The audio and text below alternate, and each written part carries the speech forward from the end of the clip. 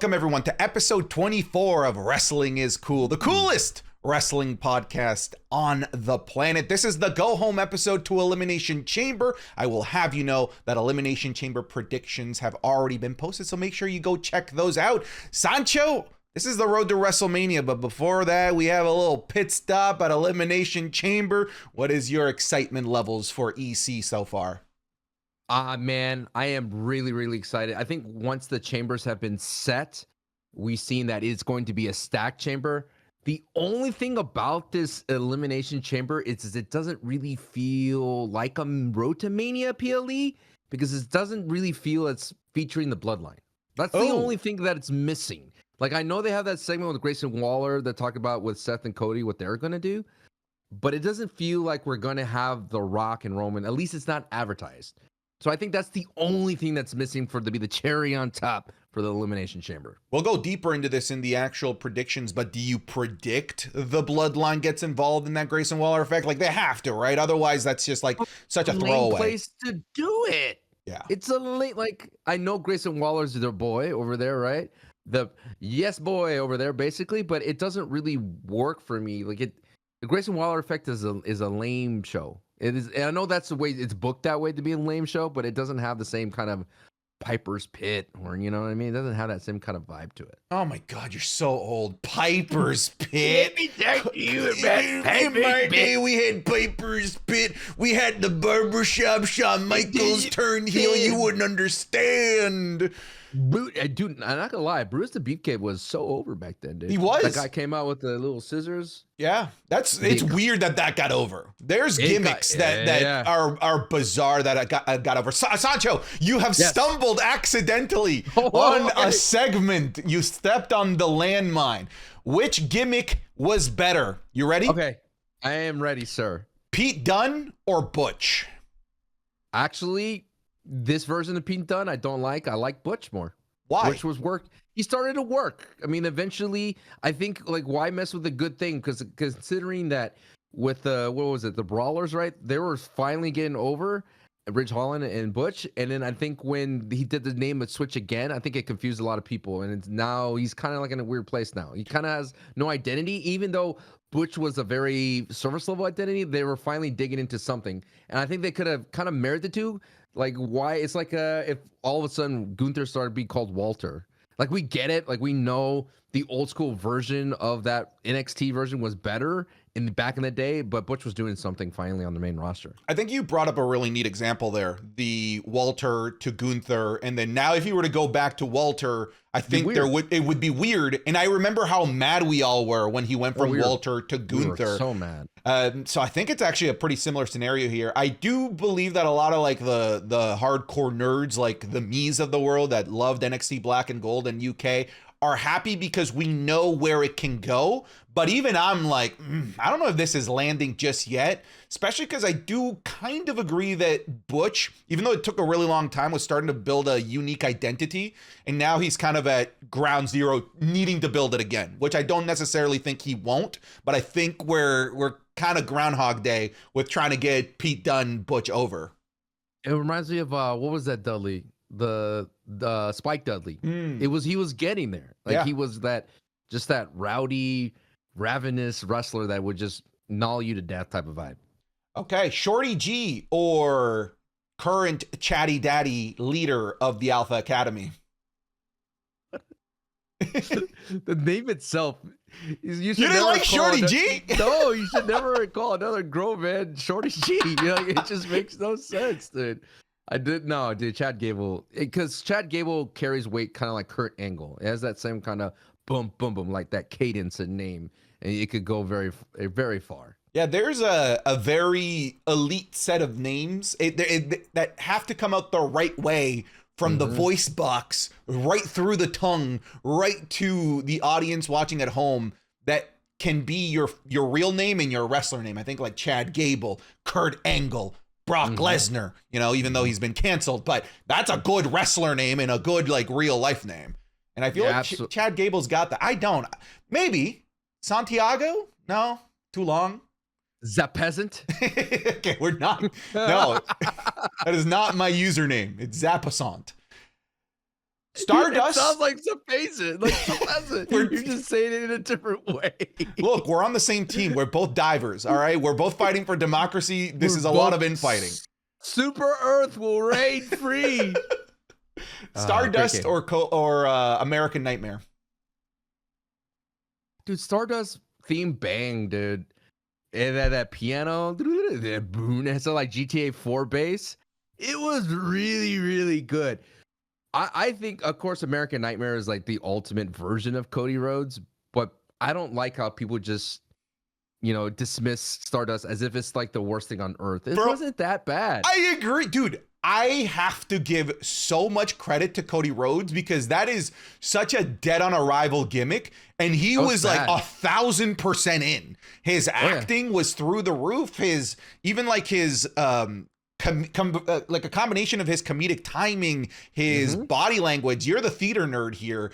And even I could notice like how good that was. That's not something that he needs to really worry so much about with his current iteration. Like Captain America doesn't really have to be this wacky, different character. But Stardust to me is like peak wrestler acting. Absolutely. And at the same time, it was the perfect kind of extension to Goldust because that's what they were. I mean, it's the Rhodes family. And I think without that Stardust journey, he would have never reached American Nightmare. And at the same time, AEW should be very thankful for all the work that the Rhodes family did in WWE because that AEW match was probably one of still their top 5 matches of all time, Cody Rhodes versus Dustin Rhodes. Got another one for you. By the way, what a great nickname, The Natural, for Dustin The Natural. Rhodes. It's very so good. Very so good. Dude, they've all had great nicknames. The American Dream, The Natural, The Nightmare. Woo. Oh yeah, so clean. Karrion Kross with hair or without hair? I think I saw him with the man bun recently. Yeah, he's man bunning it up. No. Yeah, Karrion Kross doesn't. He has to look radical, and right now he doesn't look radical. He looks like a dude that's you see it in the Seattle Starbucks, wearing leather, and it doesn't work for me. It doesn't work for me because he's already out there, and you got to be intimidating. And the shaved head just looked like this dude's manic. If I can, I feel like I can. There's something on the tip of your tongue, and I think I'm gonna put it there. I'm gonna place it on the tip of your tongue. Wait. Okay, you're gonna put something on the tip of my tongue. Got it. Continue. Karrion Kross with hair is just a good-looking jerk with a really hot wife. He should be that. He should be that. But without hair, he's the scary dude that somehow still landed a really hot wife, and I feel that's way more intriguing. It's way more intriguing, but at least if you're gonna go that route, that's the thing. I feel like WWE is afraid to do social commentary on stereotypes of today. If that makes sense. Mm-hmm. Like, I feel like in the past, they'd lean into more stereotypes like, hey, I'm a mechanic. I'm going to come out with a wrench and overalls, right? That's all your gimmick was, right? It was very basic job-like gimmicks, but why not do more? Like, they already kind of did it during the Thunderdome with Bailey and the Karen gimmick, right? Mm-hmm. There was a little bit of that. Why not lean into this toxic masculinity that's out there that could kind of be a heel-like vibe to it, and they could do commentary on it. I think that's when wrestling's at its best, because when it's a safe place to explore these social commentary, these social stereotypes, and we could all have a magnifying glass on ourselves, which I mentioned before in the previous podcast, the corporate America side, I think we're gonna dive into that more with The Rock.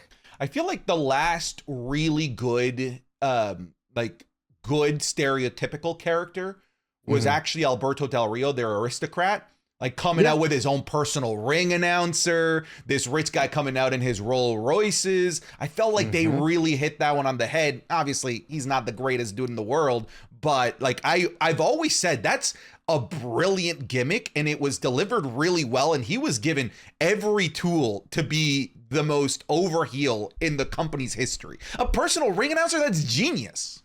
It's great. And I think like it reminds me of the $1 Million Man, if you want to talk about old head stuff. $1 Million Man. We came out with Virgil, the personal valet, but $1 Million Man created his own belt, if you don't know, which is the $1 Million title. But he would have segments where he would just bring up audience members to the camera and give them $100 and they have to do something, degrading for it. And that's the kind of stuff that I think the WWE should continue to explore, because one thing about face versus heel, for the faces, it's always like, this was my dream to be a wrestler and I want to win the title, which this is why I have a problem with Sami Zayn now. And if you could still do more nuanced things, that doesn't always have to be for a title. I feel like I've got a really interesting one for you here. Hit me. Maxine Dupree as a member of the male models, or Maxine Dupree as a protege of the Alpha Academy? God. Yeah. The male models makes the most sense, because she's there to be a scout for other like male talent, and it works, and she's not in the ring and she's a valet. But the moment, I think the entire Alpha Academy gimmick has been tarnished, not by Maxine Dupree, just by booking in general. You're the Alpha Academy. You are supposed to be the elite academies. You're not the Omega, you're the Alpha. And the problem with it is Maxine is just not there talent-wise to be the protege Alpha. It's like, it feels like more of a sick joke, so to speak, to be, and to prop her up like that. I think she's been put in poor positioning and she's been given a role that she's not yet ready for, which is really tough. Because if you had Chad Gable saying, you are my protege, it needs to mean something. And that's why I think that hurt a lot of the Alpha Academy's run lately. It's just because now they've just been sidelined as a comedic faction. I feel like the Maxine Dupree journey in Alpha Academy was really interesting. Seeing the transition and seeing her trying to learn to become a wrestler was really entertaining. But I believe personally that the final destination of the two characters, I feel we were better off with Maxine Dupree over in the male models. I feel like that's a better final destination. Like you said, this agent that's going around trying to scout male talent. I felt like that. I feel like she could have done that for the rest of her career. I feel like it was actually I don't know why they didn't love the male models. I think the male models were just an absolutely brilliant gimmick. But I like that end destination far more than what we have right now with the end destination of the current iteration. And nothing against Maxine. I mean, it's just that the women's roster is so stacked. It is really, really, really stacked. And they don't have someone as unique as she is in that role of a talent scout. She's excellent in it. And I think like the best part of wrestling is when what's the word I'm looking for? Is when they optimize and optimize who you are as a person to get the best version of who you are as a gimmick. And that's when it boils down to like, what's the best version? Stardust was great, but the best version of Cody is American Nightmare. Optimize. Last one, and I actually think that this might be the most difficult one. Nikki Cross. Nikki ASH, almost a superhero, or the current iteration of Nikki Cross. Dude, what was that? Well, what was the faction she was in NXT? It's gonna bother Sanity. me. Sanity, right? I was gonna start with Sanity. I think this. God bless Nikki Cross, because she's given absolutely nothing, and the ASH was going somewhere, and I think it filled the void for like children and girls and out there, because it was a fun gimmick. You could buy a mask, and anyone who bought a mask, boy or girl, would feel like they're a superhero. And I think that's the WWE is entirely missing that. I mentioned that there's not a lot of face women out there. There's only Bianca Belair and Becky. I don't know what Becky's doing. I'm not happy with Becky right now. I can tell you that right now. Not really looking forward to her in the chamber. But regardless, to answer your question, I'm intrigued still what this like ghost paralyzed spooky Nikki Cross is doing.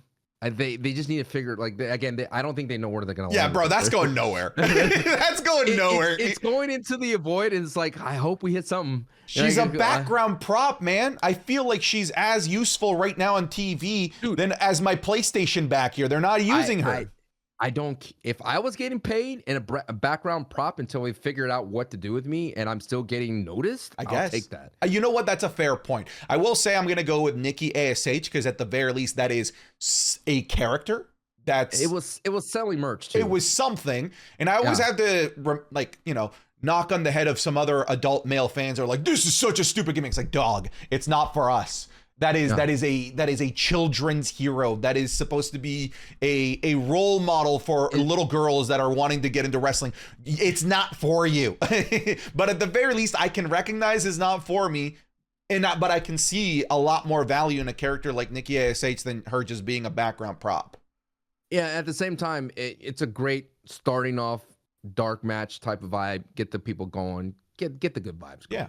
That was a fun cold open. Folks, you Yeah. are listening to Wrestling is Cool, coolest wrestling podcast on the planet. You could be getting this episode 3 days early if you happen to be listening over on Patreon, patreon.com/Santi Zap, where you're going to get so much more than just the Wrestling is Cool podcast 3 days early. You're going to get the Raw reviews, SmackDown reviews. You're going to get the NXT reviews. You're going to get the Wrestling is Cool gaming on a weekly basis. So it's just so much value. Almost 500 of you are already supporting over there. So just go check it out. There might be something that you like. We have different tiers as well for you to explore. Again, that's patreon.com/Santi Zap. Sancho, you have dove into the world of professional wrestling content creation before you sort of just had like your foot in. You were a wrestling content creator adjacent, where you're still doing like your full-time gaming thing, hosting, which you're still doing a lot of that. Yes. But before it was just all I'm doing is the podcast and occasionally talking about wrestling on Twitter. Now you are doing the wrestling content on TikTok. You're now wrestling content on Twitch. And of course, you're still here on the podcast. And I see you talking a lot more about wrestling on Twitter. What's that experience been like coming into the world of wrestling content creation? One, I want to give a shout out to all the people out there who's been supporting the content, especially yourself and all the other TikTok wrestling community and Conman and all those kinds of people. The thing about it is I feel for the longest time, since I'm a host and caster, and throughout the time I lack of a better word, I built up a following from very notable people. And for the longest time, I felt I was afraid to write about wrestling. I've been called out before by these notable people. Like you're watching weird stuff. You know, why are you talking about wrestling? It's goofy. But then I was like, I got to let that go. I recently worked a job for Twitch at the Streamer Bowl, and there were some really very successful people. And I think I mentioned this before, where they're doing what they're doing, and they got their success, and they are doing what they love by doing that and having passionate content. And I think I was like, why am I limiting myself to just what a developer is making? In a sense, I could be what I love, what I'm passionate about, what I know a lot about, and let me just dive in and see what happens. And I feel that content creating is a game that's very difficult. There's a lot of plateaus, and I reached a plateau in gaming. I'm not done with gaming. I love video games, but when this particular, I felt like Fortnite was done with me, in a sense that I've reached the top that I can with Fortnite, and there's really nothing I can do to it. I grinded that game and the content to the bone, and that's why I felt like, I think I could do wrestling a lot longer than I can Fortnite, if you want to look at the scope of things. I'm not going to be able to keep up with the gaming side of things for a long, but I could keep up with wrestling, because wrestling is more observatory versus participating in actually playing the game. I absolutely love it, to answer what's it been like, because I feel like it's more intimate. I feel like a more intimate relationship with wrestling, to create a community where people can watch it. And at the same time, it's exhilarating as a content creator, as you may know, Santi, to see the numbers go and to build a community from absolutely nothing.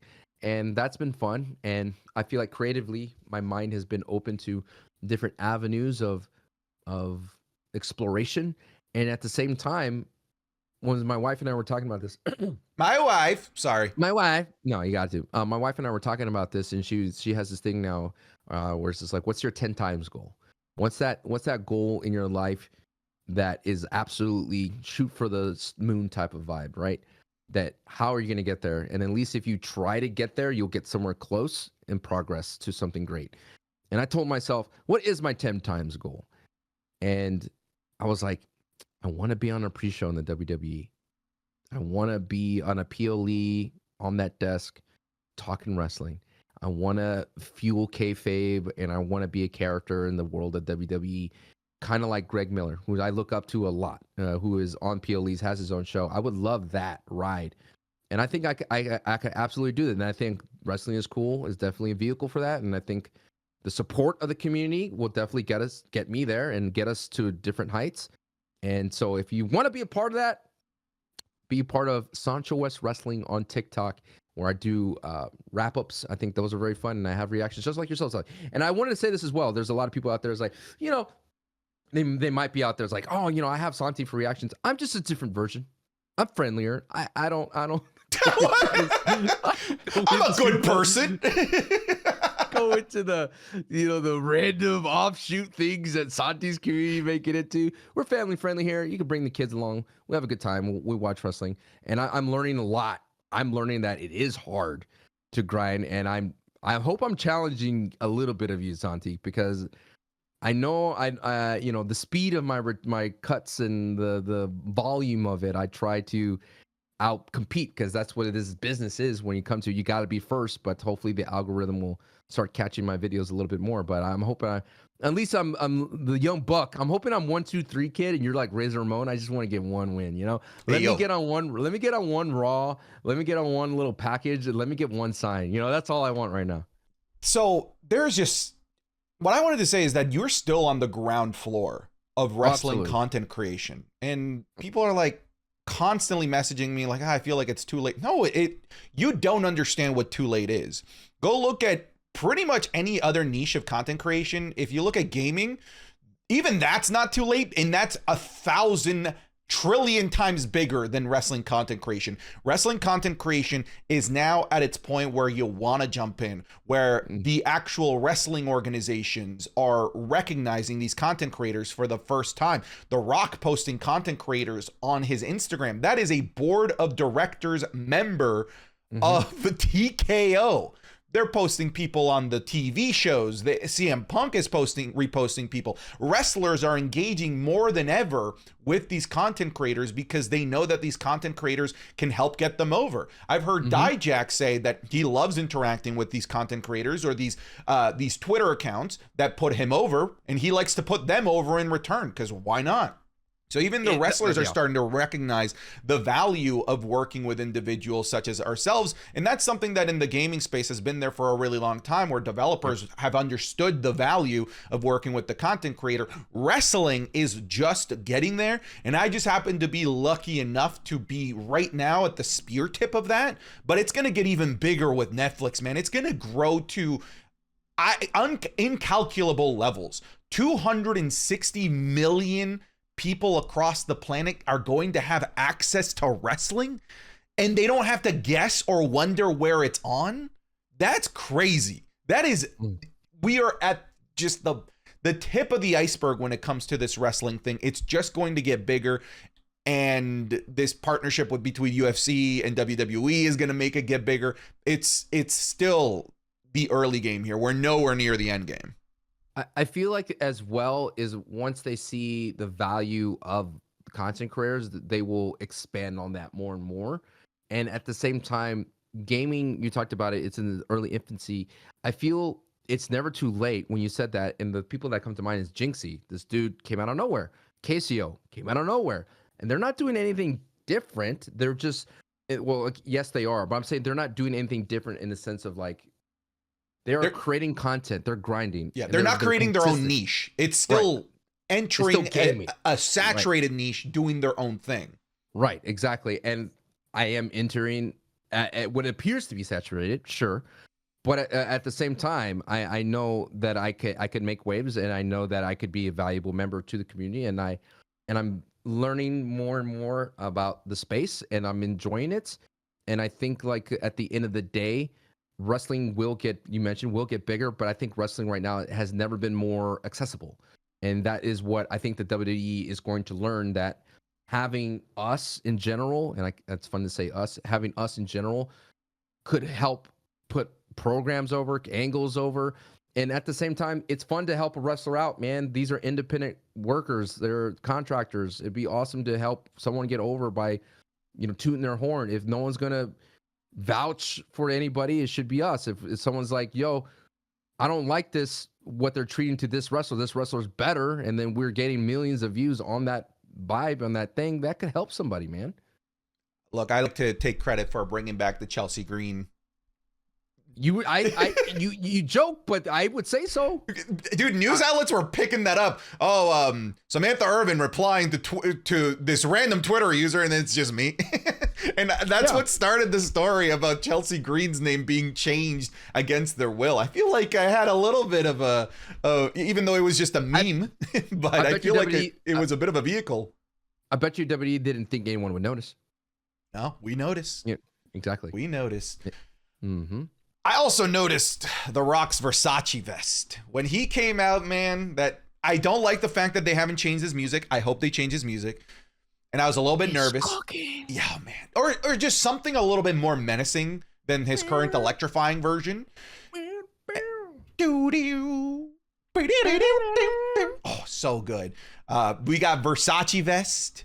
We got more or less what I think is Hollywood Rock in terms of his personality.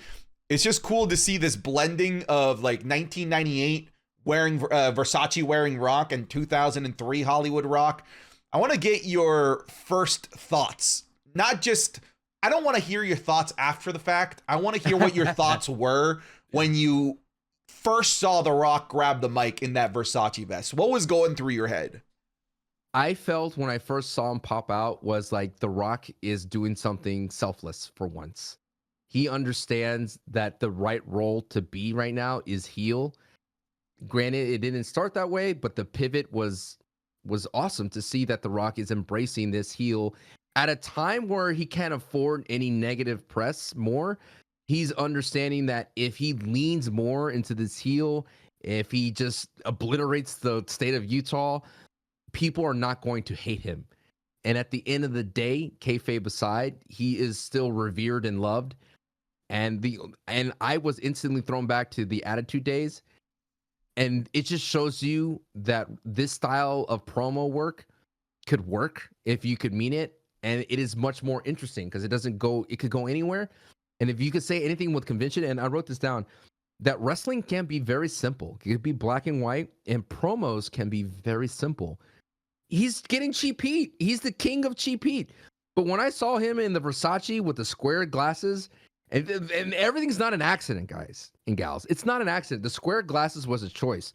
This dude looks like a menacing, we talked about it, final boss, a big thumb out there. You know, he just looks like a meaty dude you do not want to mess with.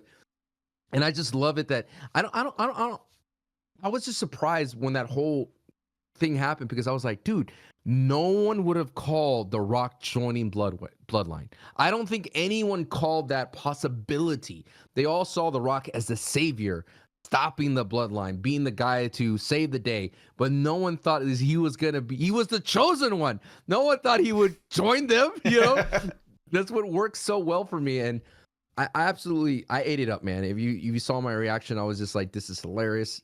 Please keep going on it, people. And if you were triggered by The Rock, and if you thought he was surface level, yes, that is The Rock. And if you thought, why did he not remember Cody won the Rumble? He is a delusional heel. That is The Rock, Hollywood Rock.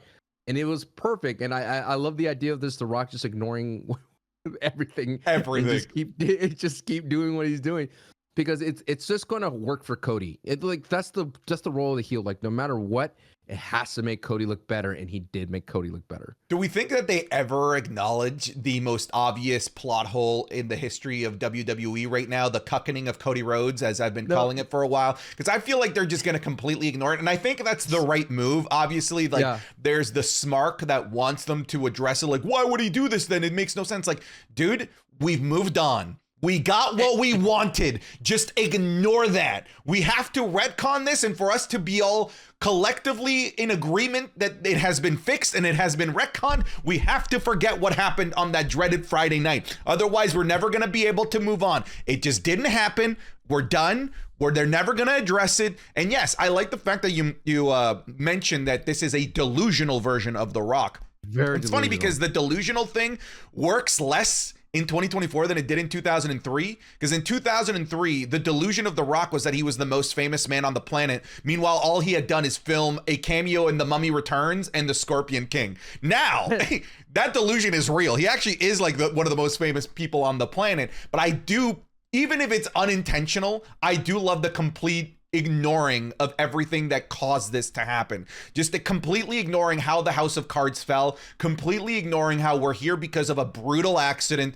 Nah, we're just gonna pretend that this is exactly the road that The Rock was gonna take you on, right? He keeps talking about this ride. It's like, nah, this wasn't it, but I'm here for it anyway. That was my favorite part of their promo. He's like, oh, Sancho, you are muted, just so you know. No, I'm not. No, Sancho is currently muted at the moment. Hello? Oh, no, he's not muted. It's me, Sancho. Carry the show for a second. I think it's my headset. Oh my God. Anyway, as I was going to say, the best, you just charge it. Look at this. If you're watching the show on YouTube, Santi just forgets. This is why Bluetooth headphones are the worst. Wireless headphones are the worst. He's taking it out. He's jamming it back in like it's a mag. Anyway, he's going to turn it on. He's going to put on. But the Hollywood, hello? You hear me now? Oh my goodness. Now, there we go. Yeah, I don't know what that was. Gracious. But yeah, you were, the people heard you the entire time. I saw the little meter moving. So it's me. It's me. What are you talking about? It's always Santi. I said the Bluetooth wireless headphones suck. But the point about The Rock is what I wanted to ask you is I put this out there and I've been seeing it as well about Double Agent Rock. Is this The Rock just playing the bloodline? He did the wrong L gesture with acknowledging him, which was kind of weird because Rock, it's not Fortnite. I know you're on Fortnite as the foundation. And at the same time, people were like, he's talking, pointing at Roman as you were doing earlier. But I personally don't buy it, as I said in my video. It makes no sense. At the end of the day, he's telling you directly what he wants, and he is surface level, and he's hating Cody, all the Cody crybabies. He's hating on Utah. I just don't see it. And if the end goal is Cody to win Mania, I don't want it to be from The Rock helping in any kind of way. He cannot touch Roman. It will not work. It will be a dirty finish for Cody to finish the story, and that would suck. It needs to be Cody overcome literally every single member of the bloodline to win. Cody needs to beat The Rock. He needs to hit him with a Cody cutter or something devastating. That's the only way that Cody should finish the story. And even people were saying The Rock would, Kevin Costner, Superman, say no, don't go in there solo, don't go in there, Jimmy, let Roman do this. And I don't even think that should work for this story. I don't like that. Just, isn't it at least though kind of fun that this is even a possibility, that people are even thinking about this? Just let it go. Let The Rock just be a heel. You just want him to be a hero. You cannot just accept that The Rock is a heel. That's all. Look, I want to go back to what you said about like The Rock finally doing something that was like unselfish and doing something that was clearly a fan demand for the sake of fan service and doing right for the story. I still don't think that's the case. I still think I still think that there is a little bit of Hollywood narcissism there that is going to make him become the hero of this tale. However, I also would be very happy if that's not the case, obviously. And I believe that right now, the way that we are set up, we're set up for the final battle of this, not even to be Cody versus The Rock, but to be a heel Rock versus a babyface Roman Reigns. I was saying that this is the only way that we ever get babyface Roman Reigns. There's no other way, because Roman Reigns is God mode. He is at the very top of the mountain. There is nothing that could be a catalyst to turn him into a babyface. There is nothing that is this incredibly difficult to overcome achievement for Roman Reigns anymore, because he can do it all. He's got all the help in the world. He is the guy. So now we actually have the one avenue to give us a babyface Roman Reigns, which is that new mountain to climb, which is the High Chief, The Rock, if that's what we're calling him these days. That's the only way that we can get to a world where we have a babyface Roman Reigns. And I think the WWE would salivate at the idea of any opportunity that is logical, that makes sense to turn Roman Reigns babyface. And I think this is it. I think WrestleMania 41, the path is still Rock versus Roman, but not the roles we were expecting. I think it's going to be the reversed roles that we were originally thinking. I think Rock is final boss. You think Rock plays heel for that whole year, though? And one thing I want to point out is, how do you feel about clearly, and I don't have any problem with this, Rock breaking kayfabe? Give me an example of how he would. The Grand Marshal of Daytona 500. Yeah. Kissing babies, shaking hands. That matter, man. It's The Rock. It's The Rock, man. He can do whatever he wants. We also have to remember that the kayfabe breaking only impacts the 1%, me and you, and the people listening to this. It doesn't impact the average viewer of professional wrestling, I don't think. I think that they aren't following The Rock's every move outside of professional wrestling. I bet that most casual wrestling fans, the only time that they see The Rock is whenever it is when they're going to a movie or watching him on their TV screens for something related to WWE. I doubt that most people are going to see the whole, Daytona 500 kissing babies, being a good guy. I don't see it. I think that when people bring that up about this notion of kayfabe, which is the hardest thing to maintain in this modern day world, they think of MJF, and MJF, who is probably the guy who keeps up kayfabe the most. And wherever he goes, when he's heel, that guy's heel everywhere. You could be a kid, be like, I love you, and he just puts a booger in his autograph and shoves you in the face, right? That's the kind of thing that he would do. I just think that if MJF ever came to WWE, I think he would have a problem being kayfabe all the time, because it's a more magnifying glass compared to AEW. And I think if The Rock, I don't mind The Rock being like, hey, this is Work Rock is a heel, and Out of Work Rock is a face type of thing, because it's going to continue more for the brand. If you have a problem with it, I just think, like, from what I can say, there's really not much we can do about that, because The Rock's going to continue being The Rock no matter what. Look, if we collectively as a group of fans have joined in this shared delusion of loving professional wrestling, because that's what it is. We're enjoying. Delusion is a harsh word. It's an enchantment, Santi. Sure. Like, okay. A shared enchantment. We can call it that. Doesn't that like? It does lighten the load a little bit. Yeah. It does. Where we've already come to grips that we are enjoying and being entertained by the scripted product. Why can't we put that aside? Why is that the thing that anyone is harping on? We've already done the hard part of suspending disbelief where disbelief needs to be suspended.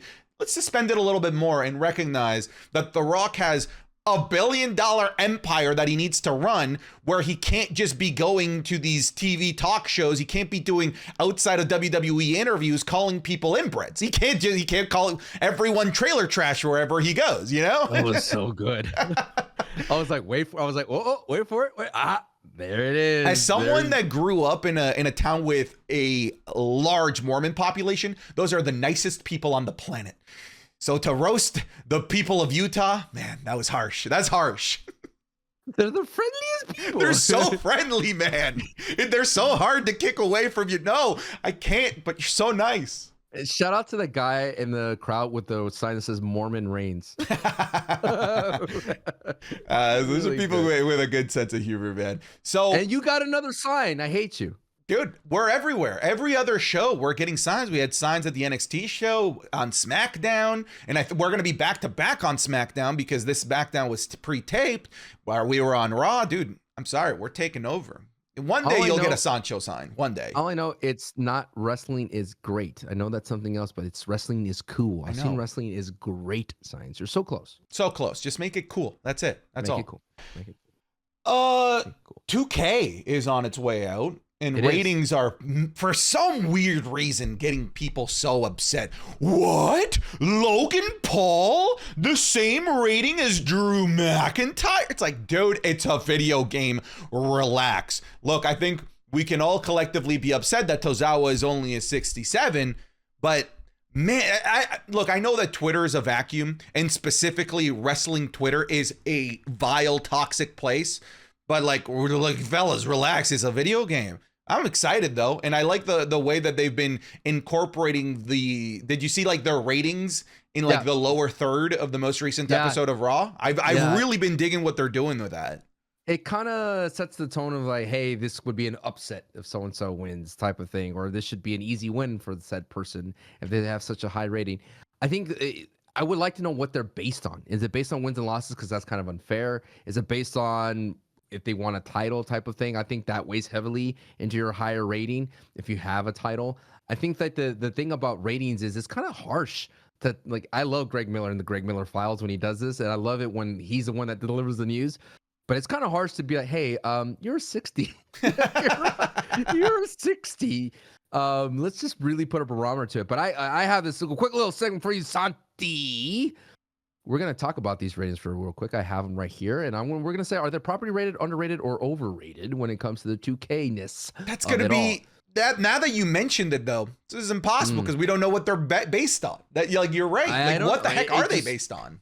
I personally think, after reading these ratings, I think they're based on wins or losses and titles. Because you will see. Okay. You're like, oh, okay, here we go.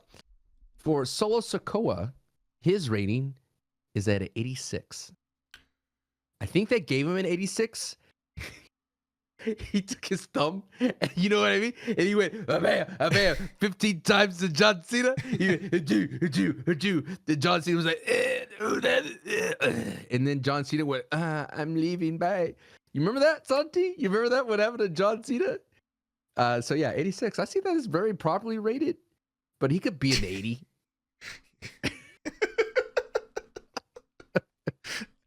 That was a little much. I'm just saying. That was like an extra 10 seconds of you just dying as John Cena. That's what happened. He died for like 5 seconds at least. I guess question. That's question. Yeah. Wait, how long does the super finisher? How long does the finisher really knock you out in theory? Like, if you really had to put a time, like if you got hit with a finisher, what's the average time? Like 4 seconds, 5 seconds? Of like how long it knocks you out for? Or yeah, like stuns you for it to be pinned. Is it 3.5 seconds, 4 seconds? You know what I mean? Is it like you're gonna be down for 10 seconds? I bet it's a 4-second thing, plus or minus 2 seconds. I think it could be like, the finisher wasn't hitting the right way. That's where the minus 2 seconds comes in, and that's why it's only a 2 count. Or maybe you hit it so well or really late into the match that it's as good as a 6 count. Plus the zesty pin adds like 4 seconds. Yeah, well, the zesty pin is an automatic win. 86 for Solo is overrated when you think about the grand scheme of things. Sancho, aside from John Cena, what has Solo Sikoa done? Solo Sikoa. Let me see. I can't put my. You can't because there isn't anything. He has lost 24 straight matches. Wait, you're gonna cut a promo on Solo? All right, go ahead. Yeah, he has lost 24 straight matches. Don't be afraid of Solo. He has lost 24 straight matches since defeating John Cena. I get that the John Cena rub clearly is not what we thought it would be. It didn't do anything for Austin Theory. It didn't do anything for Solo Sikoa. So to say that this is a John Cena problem, I think maybe that's the case. But even Austin Theory has done some things ever since beating John Cena. He retained the US title a couple times here or there. Solo Sikoa has literally done nothing. To me, I'm sorry, 86 is just overrated. I think in general, Solo Sikoa is overrated. I need something more than, oh, yeah, for the tribal chief. Oh, yeah, I'm not scared. And then I'm just, here's a thumb. That's not gonna do it for me, man. Like, Jimmy is so much more interesting, so much more entertaining. And Jimmy, I know, was rated lower than Solo Sikoa, but at the very least, Jimmy has a legacy of being the longest reigning tag champion in the history of the WWE. Solo has done nothing to warrant a rating as high as 86. Nothing. It's a lot of trash talk for the air. I wouldn't say that to his face. Well, you just did. He's watching. No. Right, you just did. All right, Solo, what's 10 times 3? Oh, wow. That's why I cut the promo. You cut the promo to the camera. Did you see he hates math? I did. He deleted his entire Twitter account. What's the square root of 124, Solo? But, hey, to be fair, we all hate math. Math sucks. Dude, math is so useless. As an adult, sidetrack. Okay. When was the last time you used complicated math? Like, aside from subtracting, like a Pythagorean theorem, anything. Here's where I think complicated math begins. Long division. Okay. Percentages. I think percentages is like borderline because I feel like that's more multiplication. If anything, that's just a subset of multiplication. Look, man. I know a lot of our audience is probably blue collar, and there's contractors out there that use math a lot, right? And what? Like, what do they? What? Addition, surface area, circumference, radius. They probably do all that. Dude, they've got machines that do all that for them. They ain't taking protractors and being like, yes, they are. No, yes, no, they I are. refuse to believe they are. Yes, they do. They have. You know my favorite thing, because I used to do construction. My favorite thing ever in construction, when you took one of that chalk line and you drew it all the way around and you put it on a nail and you went ding and you get that straight line. Oh, it's so satisfying to do that, man. I don't think that's math though. That's just like, understanding the world dynamics.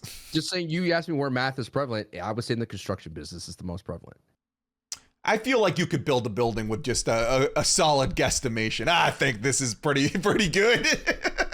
Whoa, you pay for that. All right, Jimmy's at an 84. Is 84. He's lower. I feel that the Jimmy that we saw on Monday Night Raw should be at like a 87. Yeah, that's highly underrated in my opinion. I get the logic of, well, he's been a stooge, but that was also only since SummerSlam. So right. they completely ignored the first 8 months of the year where he was one of the most dominant members of a tag team ever. They ignored the fact that he was the one that turned on Roman Reigns first. They ignored the fact that he was part of that team that pinned Roman Reigns for the first time in years. They ignored the fact that he main evented WrestleMania Night 1. What? Just so they're only going off of the last technically 4 months of the year, which I think is a little bit unfair. So I'm going to say that's highly underrated for Jimmy. Jey Uso main event 90. I think that's just a tad overrated, but just a smidgen. I don't think I'm not grieved by it. I think an 88, 89 would have probably suited better, considering 90, that's the same as Gunther. And Logan Paul. Yeah, and I have Gunther on a different level than Jey Uso. Yeah, and I don't think that I don't think that they should both be 90. I think Jey should be 88, 89. Well, where should Gunther be? I think Gunther's at the right spot at a 90. I would maybe even put him 94. I'd even dare put him a bit higher. I think it's cool that a mid-carder is in the 90s. When you think about it, he is still a mid-carder. So I don't really recall the last time we saw, at the moment of the creation of the game, a career mid-carder being in the 90s. So I do think that obviously the fact that he's in the mid-card, hasn't really gone for world championships, probably affected him a little bit. But I think in a real world, this man's like a 95. The greatest kind of egregious rating I would think of looking out of all this. I know people are going to be upset about Logan Paul, but the dude is winning a lot of his matches, and he only appears at PLEs, and he's a champion, so they have to give a little bit of maybe like a 2-3 rating bump to him. But Drew McIntyre 89 is egregious. That's egregious. That is bad. He should at least be 93, in the 94s even. This guy is carrying Raw for me. He really is. When Judgment Day took a background comedic role in Raw, Drew stepped up and started carrying the torch for me. And 89 is just ridiculous. I mean, that's the perfect example of what the heck are these based on. I think he lost this because he's lost a lot. I guess. So is Solo, and he's an 86. He's literally done nothing but lose. Paul Heyman probably went to 2Ks like you can't have Solo at it. I guess. Yeah, sure. It's the Paul Heyman effect. He's a Paul Heyman. It's got to be. Yeah, he's been politicking. The backstage politics. Here's I think probably another egregious is Cody Rhodes at 93. You think that should be higher? Absolutely higher. He's the most overface. Like if I never watched the product, and I'm a guy that for some reason buys WWE 2K every year, and I'm like, oh, I want to know about wrestling. This is my way to get into wrestling through gaming, which I got in through Star Wars through gaming, believe it or not. So I that route is possible. I played Super Star Wars on the Super Nintendo before I watched Star Wars. Cody Rhodes at 93, you would go like, this guy's not as great as people say he is. This guy's like, it should be a 96, 97 for the way he's being booked. Yeah, I feel like all the cover athletes should have been around the same rating, because there were some that were higher than others. I feel like they should have just done like a blanket 95 for all the cover athletes. I like that. I feel that would have been better, because I think that's what Rhea is. I think Rhea's She's 96. Oh, then they should all be 96. Yeah. I think they should all be 96, including Bianca. I think Bianca is a worthy 96. Absolutely. What's wild is Rhea's at a 96, and she does not have that many matches in comparison to a Cody Rhodes. I think it's the unbeatable aura, but then again, Gunther has that and more, and he's only correct, 90. and he has banger matches out of all the people that have been rated here. Just gonna kind of, there's a lot more that they listed. I mean, they completely buried Alpha Academy. Like, they are really low. Judgment Day is floating around. You got Damien at 86, Finn at 87, JD at 71, and then you have Dominic at 83. I think that's kind of fair for Judgment Day. Don't you think that, like, about right? In the grand scheme of things, though, that Damian Priest has done way more than Solo Sikoa? Again, I don't want to turn this into the hate on Solo Sikoa. How has he not? He has won. He won. Okay. All right, let's go through accolades. All right, let's put them side by side. All right, Damian Priest, Money in the Bank. Okay, what do you have for Solo? Keep going. Okay, all right, that's what I thought. 2-time unified tag team champions. What do you have for Solo over there? You got any rebuttals? Anything? No, I didn't think so. We have him main eventing War Games. What do you have for Solo? What has he main evented recently? What is he? I don't think he's main evented anything, actually. That's funny how that works. Funny how that works. He hasn't done anything. Judgment Day, at the very least, as a collective, and even Damian Priest as an individual, even though I call him Senor Buffoon in the Bank because of how poorly they've been treating him. There it is. There it is. Every failed cash-in attempt has knocked this man down a peg. He loses 1 point every time. Exactly. You waste it. It's like in the old arcade games where you use your superpower, you lose life. Your meter goes down. This is it. That's not, dude. Still, he's an 86. That's really high for Damian. That's like really high for the dude. No. I think that's a fair score, an 86.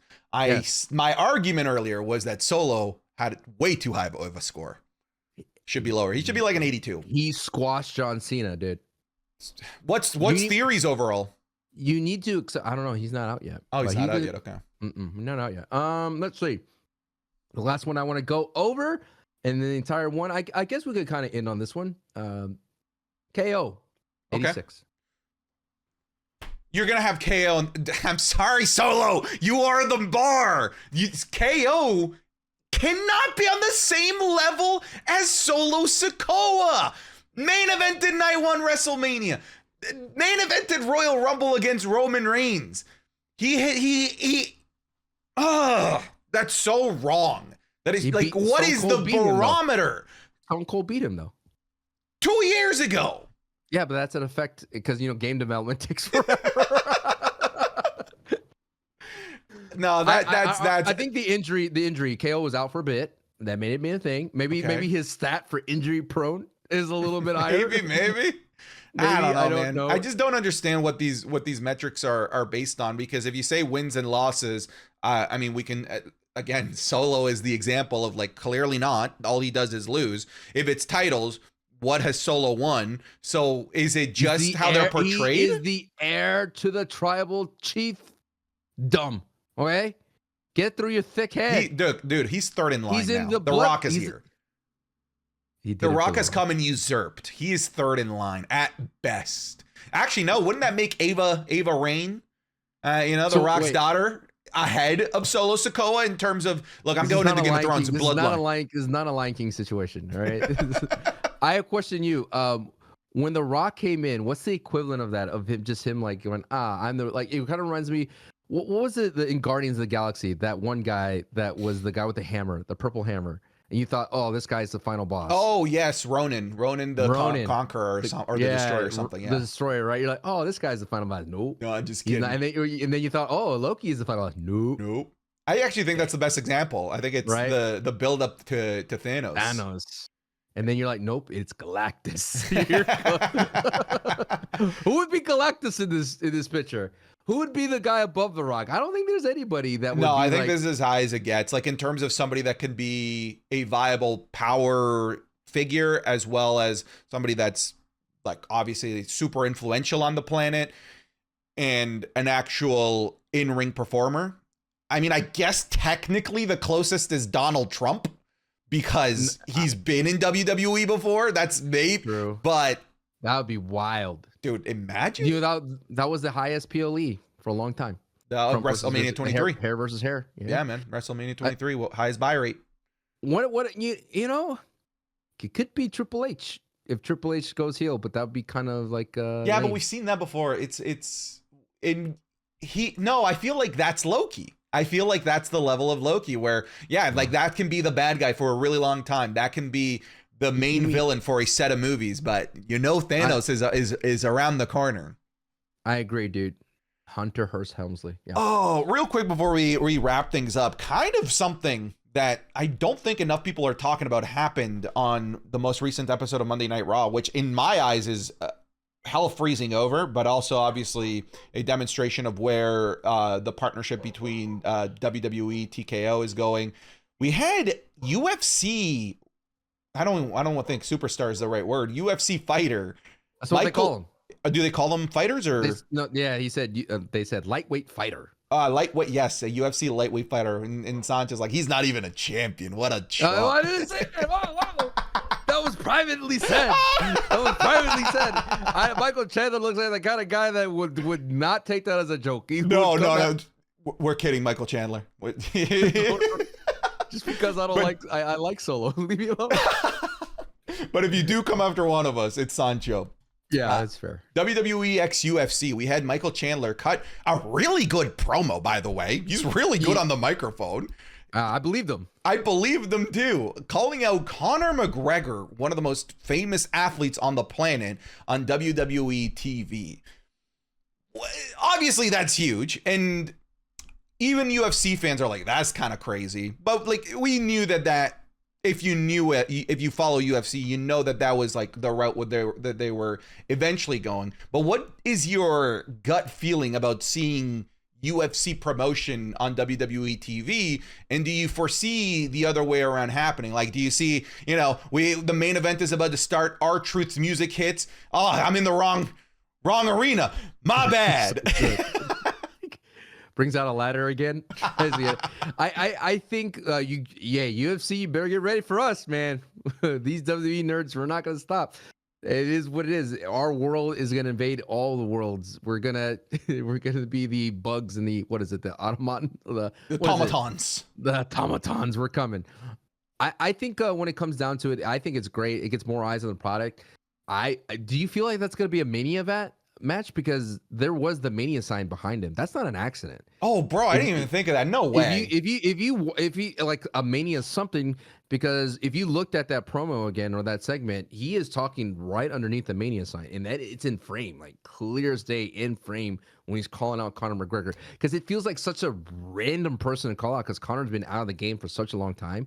The one thing I have to take away from it is that if you're a wrestler watching that is a promo set in some sort of realism that worked for him. And if there's a part of you that genuinely believes in a promo or something that someone wrote for you, you could have that same impact, because I believed everything that guy said. I believed everything. I was like, this guy's upset and he really means what he's saying. And I think that if more people in the business in general did that, it'd be a better product. That, like I mentioned, that's what made Heel Rock so good, because I know The Rock does not believe everybody is trailer trash, but the way he said it, you believed it. Mm-hmm. I don't know. The Mania sign, it looked like it. It did. And I didn't think of it until you said it. And here's the thing. I don't know enough about UFC, so this is where the comment section, you can come in and correct me. But the UFC, I believe like their governing body for doping testing was USADA. And one of the problems with USADA was that before you could be cleared to fight, you had to be in their testing pool for 6 months before you can even consider getting back into the ring or being considered clean. And that was a problem for Dana White. And part of it was because it meant that Conor McGregor would not be able to come in and fight as soon as they wanted him to, because then he would have to enter this USADA test pool and it would take a really long time for him to be properly cleared. On top of that, obviously, not. You said USADA? I saw nothing. Not to make wild leaps here, but there's a lot of people that believe that Conor McGregor is way bigger than he used to be, and he may or may not have taken some things to help him get there. And that's his prerogative. So if he were to jump into USADA, he'd just get dinged for a really long time, and he'd be in this USADA test cycle for a really long time. USADA nothing. So somebody could correct me on that. Dana White fired USADA, and is now this other governing body that doesn't have this like really long testing pool. Maybe it's for the sake of getting Conor McGregor in much quicker. Maybe getting Conor McGregor, maybe not necessarily the fight there, but to be part of the WrestleMania show as a whole to help promote this bigger UFC show between Michael Chandler and Conor McGregor. I think there's going to be a lot of cross promoting, and cross promoting at WrestleMania is about as big as it gets. I think in this relationship, UFC benefits more from WWE than the other way around. You know, I don't think wrestling benefits from being at UFC. I mean, I think Punk kind of ruined that bridge. He kind of burned that bridge with his performance in the UFC. Yeah, so he got booed out of the building the other night. He was there. He was at a UFC show. Yeah, that's what I'm trying to say. Like, I think everything is going to benefit UFC in this cross promoting, but it's cool to see WWE more in places. That's always going to be a plus, no matter how impactful it is. I think I don't think that the scripted nature of WWE, even if it's just a promo, would land very well with the UFC audience. No. I think it should just be. You remember that clip from a long time ago after Brock Lesnar finished a fight, and he was walking. What's that? With Undertaker there? Yeah, and they had like a quick little stare down. Stare down. Yeah. That I'd be more down for. Like if they try to bring in a semblance of realism to the world of the WWE in that route by, if there is a UFC fighter that's thinking of making the jump to WWE, having a stare down, it'd have to be, maybe not the New Day would be the best example, but somebody out there in the audience like that Undertaker to create friction that feels real. No, I know what you're saying. People, you're forgetting, Santi, is that the UFC fights there's a lot of people with cameras there themselves. So you could even just have two feuding wrestlers in the arena and they maybe get in a shouting match, or they kind of like a Seth and CM Punk type of vibe, right? They just don't like each other, and people record it and they post it. That enough could work too. I agree. But them getting in the actual octagon and cutting a promo, no, that won't land. Unless you're Logan Paul. Logan Paul could get away with that. Yeah, The Rock could get away with it. The Rock could get away with it too, obviously. Yeah. All right, Sancho, let's start to bring this show to a close. It is the It's Cool section of the show where we get to geek out over what we thought was really cool in professional wrestling. I'll go first because I like yours more. Mine's super quick.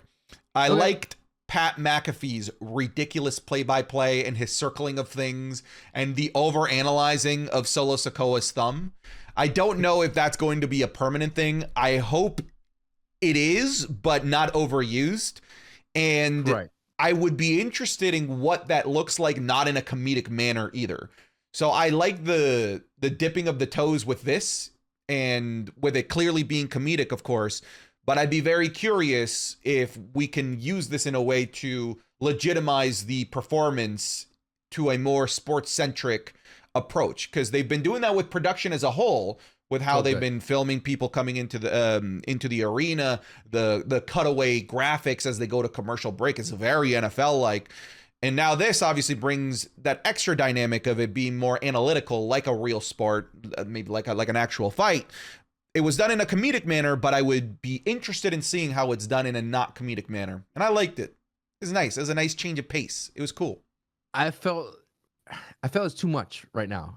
Like it's like we're getting dunked into a lot of new angles and a lot of new graphics, and I don't need another segment. What's interesting as well is they're adding more of the commentary. Like you notice that it cuts to Pat McAfee and Michael Cole more, and they're just like talking about what happened, and they're kind of like they're kind of giving their thoughts on what's going down in like a quick moment. They're being involved in live interviews, like they did with Rhea, Ripley, and Nia Jax. Yeah. I think the most important thing that's working for me is that every wrestler literally is getting a promo segment, whether it be like a pre-tape promo like they did with Chad Gable and Ivar, or it's even those ones that are happening backstage with Jay and Gunther. I think all that's awesome. Just because you're not in the middle of a ring with the microphone, that doesn't mean you should not be able to cut a promo. I think that stuff's going to go a long way for the entire roster. It gives more content, and it adds a better flow as a viewer. I don't know what's it look like in the arena, because I feel like there's a lot of waiting around if you're watching live. But that crowd was white hot. That crowd in Anaheim was great. And I think overall, you said the telestrator was cool. I'm not on board with it yet, but I think the overall presentation of Raw is getting better. You starting off with matches right out the way for Raw and SmackDown. I thought that was a great adjustment. I hope they keep that up because there's nothing exciting to me to watch a wrestler talk for like 20 minutes or that whole segment last 20 minutes. I like it coming out with a banger, like a five. Like I thought Cody versus Drew McIntyre was a 5-star match. It was so insanely good. It was so good. You had the whole pedigree in a Future Shock. You had the Super Cody Cutter, which was fantastic. It was great. And then you had the little wrinkle of Drew, like, oh my God, should I accept that that help from the bloodline? And what was cool is they put a button on it by interviewing Drew in the backstage and asked him directly, why are you letting the bloodline help you? Like, I thought that was a cool way to put in a capsule. And I like that they're not afraid to bring back wrestlers who have already competed back into the show. I've been really digging these, I guess, what are supposed to give the illusion of an unfiltered promo, right? Because a lot of the backstage is always, like almost always backstage promos is, I'm here with Sancho West. Sancho, what did you think about this? Right? It's very driven by the right. by the the correspondent. Correspondent. Yeah. I like this almost video game cutscene style promos that they're cutting where it just like cuts to Jey Uso walking. He's just like, hey, it's Jey Uso, got about to beat the greatest intercontinental champion of all time. I like that. It adds to the wackiness of professional wrestling because we get to see their personality fully in display in this pre-recorded environment, but it gets the message across. Is it, hokey that Ivar is in this like dark, dingy, what you're supposed to think is like a boat in the middle of the darkness, but I'm in for it because it works. It's better than him standing backstage next to catering and just walking into frame. Yeah, I agree. I 100% agree. Right. And that's what I like about it is that it's protecting a lot of people. That's why Rhea Ripley and Nia Jax had that live segment. And at the same time, it's protecting their angle. As much as I love the crowd's interaction, I hate the what chant. It just ruins momentum a lot. And I think that's what they learned from the Thunderdome era, the pandemic era, is when they have the ability to tell their own story clean without any interact or interference. Truthfully, I don't think Roman is where he is without the pandemic Thunderdome. Agreed. 100% agreed. There's just no, because we weren't having it with Roman for a long time. We just weren't. And then we started getting into it and let Roman cook. And when we finally let him cook a little bit, he got somewhere. And I think that's what's really great about the production right now. They're letting them cook, which is nice. Yeah, they're getting creative. And I also think that this is masking some of the weaknesses of certain wrestlers. Oh, for sure. I wouldn't, like, it's not his fault. It's not all weakness, but like Shinsuke Nakamura has a tough time cutting promos in English without getting serenaded by what chants that are incredibly disrespectful when guys trying to tell his side of the story. And yeah, okay, he can't speak English perfectly, getting hit with the what, like there's a time and a place and there's reasons to do the what chant. And I just don't think that just English not being their first language is a good 2024 reason to do a what chant. Yeah.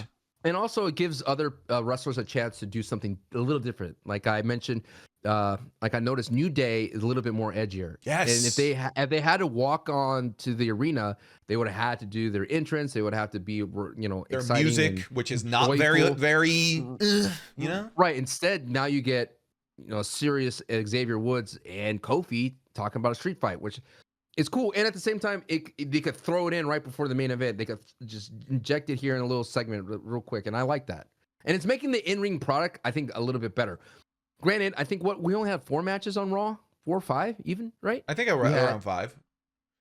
Which is kind of crazy for a 3-hour show, but it worked for some reason because I think they're learning from SmackDown, where it's not necessarily about the in-ring work as much as more about the overall product of the run of the show. Oh yeah, I mean that opening match went for 32 minutes.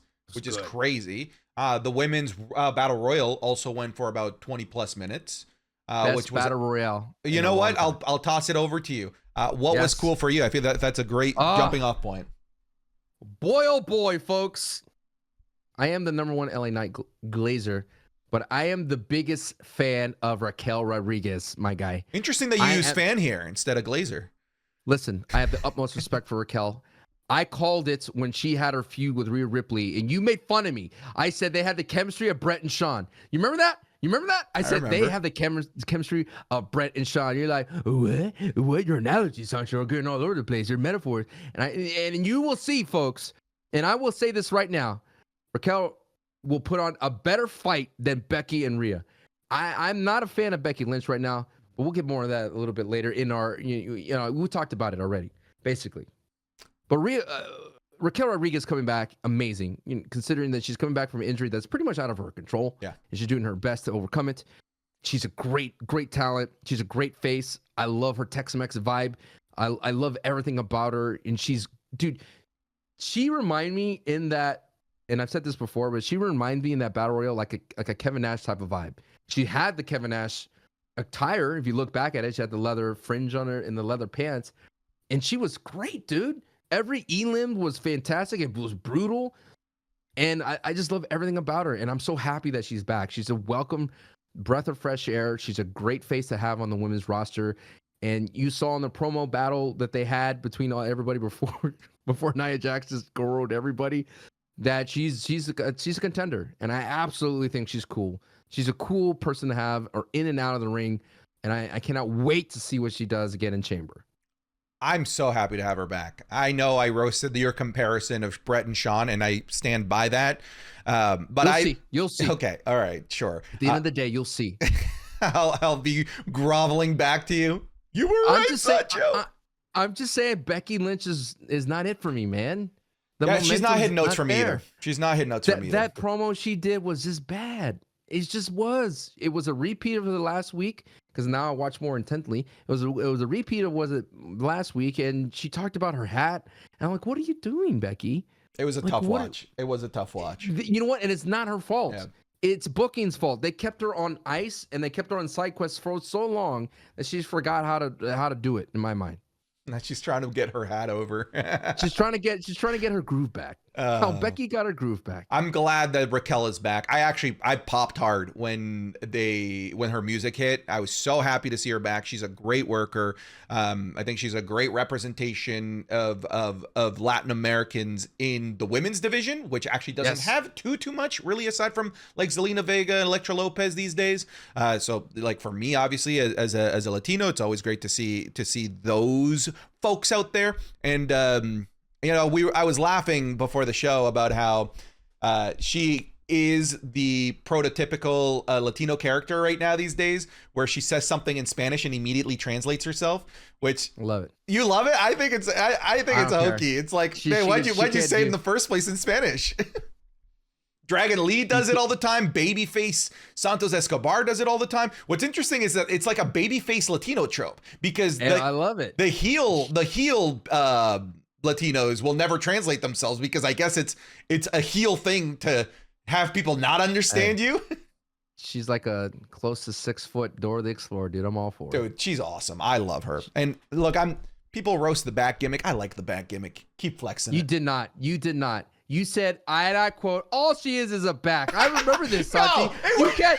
There's no room for you on this bandwagon. There's no room for you, Santi. Stop trying to kick me off this bandwagon. No. You can't all of a sudden be like, she represents the Latino like me.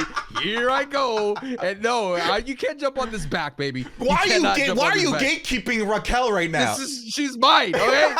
This is my thing. You cannot be aboard. I was calling it early, okay? I was the one saying she is great. I'm not allowed on this. All right, whatever, man. Whatever. You take off here. I'll just stick with Rhea Ripley. That was my initial investment, and it's paid off. Diamond hands, baby. Now we're at Mommy Rhea Ripley, 96 overall. Here we are. So maybe in a couple years you'll be in the same great limousine that I'm in, on the Rhea Ripley bandwagon that I've been on for a couple of years. Okay. All right. Okay. You stick with Raquel Rodriguez then. Don't let me in there. Fine. The true mommy. Okay. I don't want to touch that because it's wrong. It's Rhea Ripley. Okay. All right. Before we end the show, do you think Rhea Ripley main events Elimination Chamber? Do you think that closes the show? With how they've been treating Nia Jax like this monster, crushing the entirety of the women's main event scene. Do you think that main events, and obviously with Rhea Ripley being a home country girl of Australia, do you think that closes the show? No. What do you think closes? The men's chamber. Men's chamber. because it's gonna have some bloodline, like something's gonna happen with bloodline. You think so? There's no one in there that involves the bloodline yet. It doesn't matter. It needs to be. It's gonna be another Nia Jax situation where the bloodline bury the chamber. I just have a weird. I don't know. I just don't think that a show should close with a #1 contender celebrating. That seems. I mean, I guess the Royal Rumble is that, but that's different. That's a completely different world. But like, what are you celebrating? Yes, I am now celebrating in front of 70,000 people that I have a chance to go do something big. I agree. A champ should end, right? A championship match should. But I'm just not Nia. Even though Nia has been doing great work, I just don't like how we got here. Type of thing. They've been trying real hard with her though, and I appreciate the effort. They've been trying real hard. How dare you? How dare you leg drop Raquel on her back, bro? How dare you? That hurt my heart, dude, when that happened. You know, and I was worried and scared at the same time. That was a nasty leg drop. It was so scary looking. The one you're talking about, the one on Raquel where she's like teetering like between the ropes and it's like face down first. That was scary looking. Back went like that. I was just like, no, leave her alone, dude. That's her thing. The back. Stop. But yeah, dude, that kind of bummed me out the most because I was like, Nia, we know you're a bad wrestler. You're a bad gal. I get it, but you literally just buried the chamber. As in character. You're not saying she's like a bad professional wrestler. No, she's overcome that. I think she really has. She really has. She's worked her tail off to get better about it. But I just don't.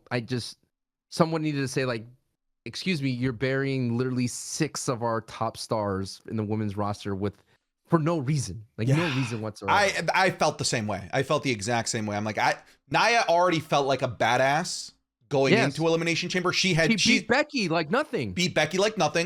Squashed Rhea Ripley the past like 2 weeks that they fought. That's all I needed. That's all I needed too. I don't think that we needed to leave Raquel alone. Okay. Forget the other 5. It's just Raquel. How dare you? Raquel, like she got it the worst. Okay. Raquel did get it the worst though. Folks, thank you so much for listening / watching this episode of Wrestling is Cool. If you enjoyed it, please make sure to leave it a like, a review if you happen to be listening on these audio services, audio waves around the world. We are spreading like wildfire. I saw somebody in Peru is listening to Wrestling is Cool. I saw somebody in I believe it was like Ethiopia that's listening to Wrestling is Cool. So shout out to everyone around the world that's been listening to this show because it's spreading good, baby. Thank you very much for watching this. Sancho, where can people catch up with you these days? Please support Sancho West Wrestling on TikTok. I would much appreciate it. You can watch the watch parties on Mondays and Fridays. Yes, we'll be doing the Elimination Chamber.